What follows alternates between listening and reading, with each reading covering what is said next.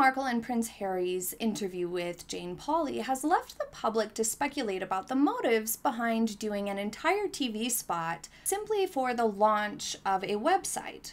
It's hardly monumental news. We now know that the questions asked in this interview were sent to the Sussexes beforehand for approval and presumably to prepare. Therefore, Meghan's assertion that she is surprised to be asked about her claims of mental health struggles is certainly ingenuine, to say the least. I understand why you are, though. I wasn't expecting it, but I understand why you are, because there is a through line, I think. But why bring all of this up again now, especially when this whole situation really only highlights Harry's inaction to help Meghan, as well as the couple's inconsistencies about this very account. And therefore, it brings to light or reminds the public of the many lies and exaggerations that were in the Oprah interview and that have been connected to this very subject when it comes to Meghan and Harry's recollection of the event. So given that it had some pitfalls bringing this up now, it makes people wonder, why did they feature this replay from the Oprah interview at this particular time?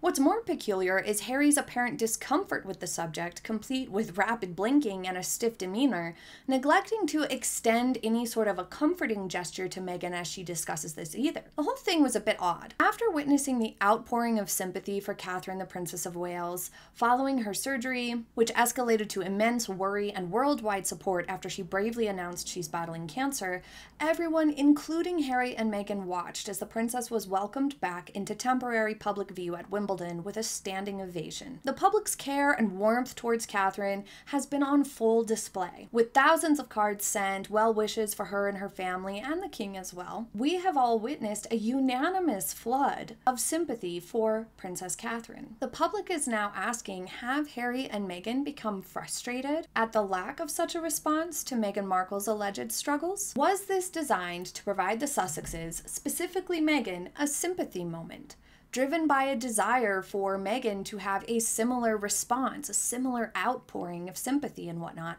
for her claims on Oprah? We know that Harry and Meghan were frustrated that they were not afforded the same status as the now Prince and Princess of Wales, and were competitive with things like public approval, popularity, homes, and more.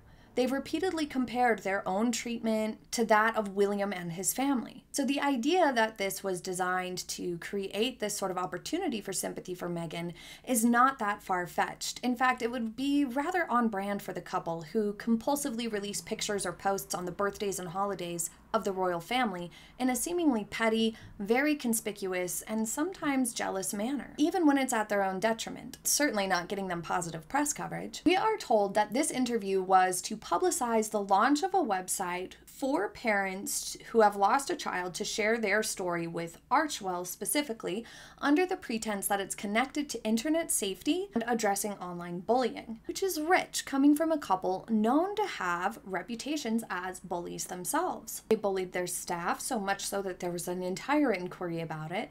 They've bullied journalists, specific family members. You only need to look to Spare and the countless interviews for evidence of this. However, a significant portion of Harry and Meghan's interview is dedicated to Meghan Markle vaguely speaking about her claims from the Oprah interview, claims that have been disputed, and the Sussexes themselves even giving differing accounts of this supposed crisis. So this tangent about Meghan and replaying of that footage was so loosely connected to their purpose that it felt out of place. It felt like a hard pivot away from these families, who were meant to be the focus of this interview and this platform that they were introducing.